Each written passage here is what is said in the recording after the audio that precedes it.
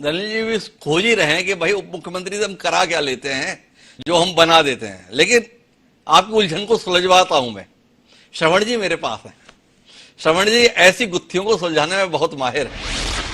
तो श्रवण जी थोड़ा आप ही दृष्टि दीजिए इस नई व्यवस्था के संदर्भ में जो बढ़ चढ़कर अब देश में फैल रही है।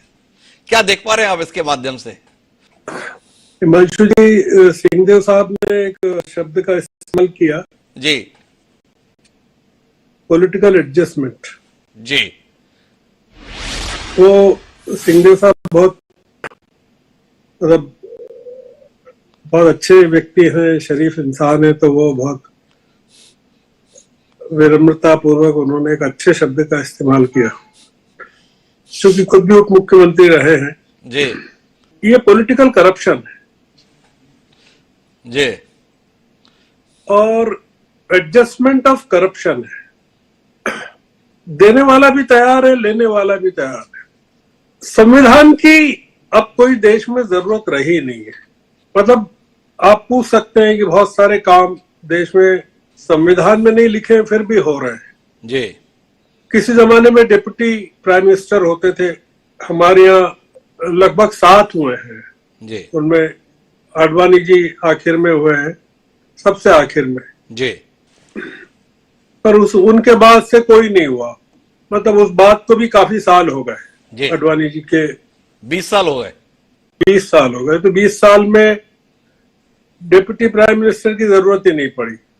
और देवीलाल थे तो वो चंद्रशेखर के जमाने में भी डिप्टी प्राइम मिनिस्टर थे और विश्वनाथ प्रताप सिंह के भी जमाने में थे। जी, आप पूछ सकते हैं कि भाई अमित शाह क्या है देश में, उनकी कॉन्स्टिट्यूशनल पोजीशन क्या है। अमित शाह एक कैबिनेट मंत्री है और बाकी जितने कैबिनेट के लोग हैं उनमें वो भी एक कैबिनेट के मंत्री हैं जी, पर पूरा देश जानता है कि वो उनकी हैसियत क्या है और उनको किस रूप में स्वीकारते हैं दूसरे मंत्रिमंडल के सदस्य। आप उप मुख्यमंत्री भी हो सकते हैं पर जरूरी नहीं कि आपका होना कोई स्वीकार करता हो। आपने खुद ने कहा सम्राट चौधरी जो कल तक पगड़ी बांधे हुए थे नीतीश कुमार के खिलाफ, जी, उन्होंने पगड़ी अभी खोली नहीं, जी, वो नीतीश कुमार के उप मुख्यमंत्री भी हो गए। आप क्या समझते हैं कि बिहार में अब नीतीश कुमार मुख्यमंत्री पद पर उतने ही प्रभावशाली रहेंगे जितने प्रभावशाली वो तेजस्वी यादव के उप मुख्यमंत्री पद पर होते हुए थे, या सम्राट चौधरी या विजय सिन्हा ज्यादा पावरफुल हो गए?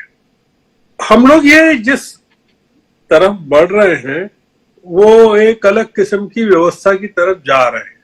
जी, मसलन एक अंडरस्टैंडिंग रहती है कि प्रधानमंत्री विदेश जाएंगे तो उनकी अनुपस्थिति में एक कैबिनेट मंत्री या डिप्टी प्राइम मिनिस्टर उनका काम देखेगा। जी, पिछले 10 सालों से देश को पता नहीं है कि प्रधानमंत्री विदेश जाते हैं तो उनकी अनुपस्थिति में कौन देश का काम देखता है। जी, तो जरूरत ही नहीं है देश को। मतलब या तो प्रधानमंत्री विदेश में रहते हुए भी देश का काम देखते हैं। कुछ राज्यों में नहीं है डिप्टी प्राइम मिनिस्टर की, डिप्टी सीएम की जरूरत नहीं है। केरल में नहीं है मान लीजिए, या तमिलनाडु में नहीं है, और अभी स्टालिन स्पेन में घूम रहे हैं, राज्य चल रहा है।